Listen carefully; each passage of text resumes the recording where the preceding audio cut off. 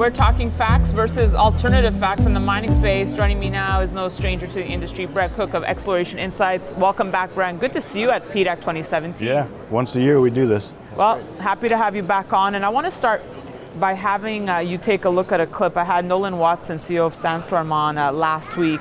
And he said some comments that really made a big impact on the industry. I've received a lot of emails, I'm sure he has as well, where he had some tough love and words for some CEOs in the mining space. So I'm going to have you check it out. Take a look.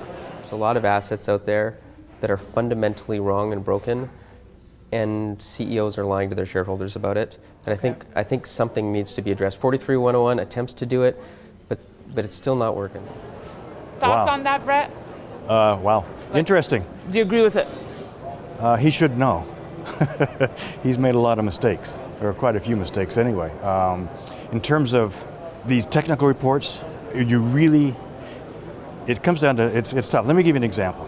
Okay, so Goldcorp, their Eleanor deposit, they thought the vein was sort of like this, and they had drill holes going through it like that said, okay, this is what the vein's doing. But when they got there in detail, in fact, the vein was doing this. So their drill hole came through the vein that was going like this rather than like that, which made it look like the vein was this thick as opposed to this. And so it can happen to anyone. I mean, geology is very, very tough.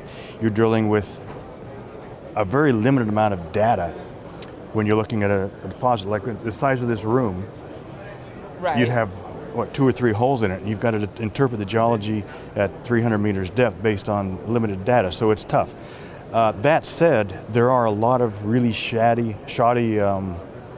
resource reports out there.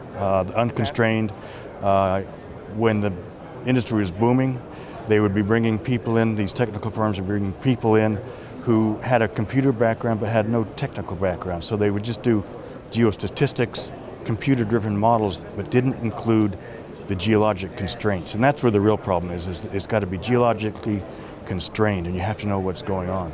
So it's an issue. I don't think most people in the industry are actually lying. There's certainly a lot of promotion going on and putting the best face on everything, but it's an issue, and it's what Joe and I deal with, every day. That's what we do.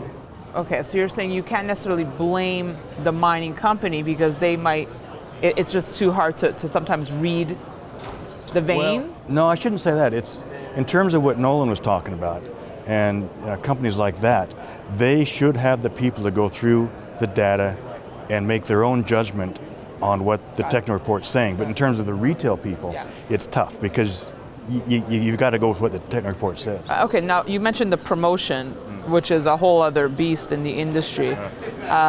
As an investor, how do you cut through that or see beyond that?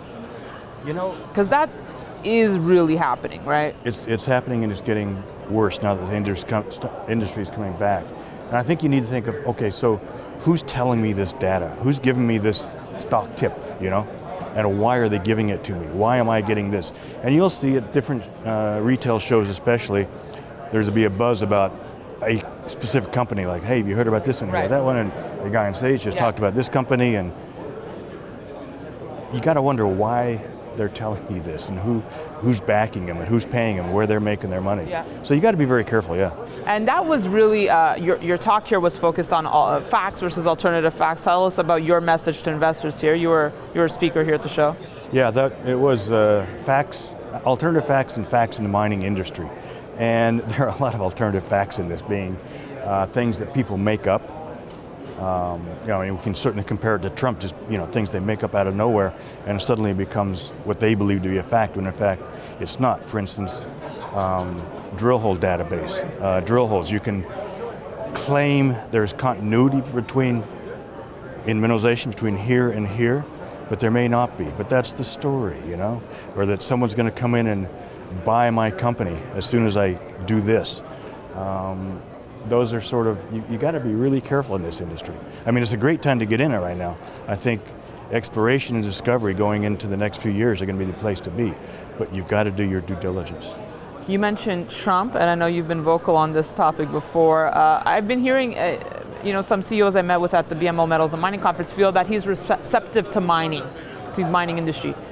Yeah, I would say certainly in the U.S., you could look for deregulation going on. That's a positive for the industry and positive for the states. On the other hand, between you and I guess I'd bet there's a 50-50 chance he's hauled out of there in a straitjacket within 2 years. I think he's unstable. And that's good for the gold price. I don't like it to be good for the gold price, but I think that's what's forming the base of the gold price right now. You mentioned exploration, and I know. Let me take you back to a safe. Okay. Let me take you back to a safe zone.